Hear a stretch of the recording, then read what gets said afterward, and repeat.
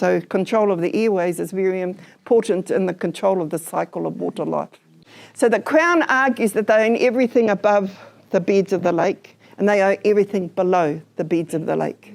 That's their argument, and that is vested in the Crown. Similarly with the Queen's chain around the lakes, you remember all of those things?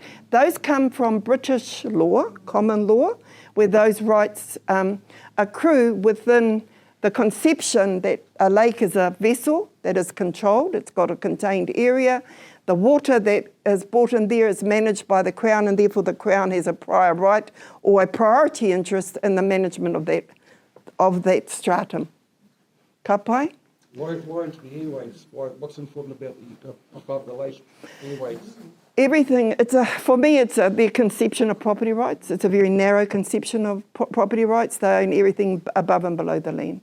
The airways is, if you look at a scientific view of it, mountains to the sea, the water, H2O comes up, the air becomes, so control of the airways is very important in the control of the cycle of water life.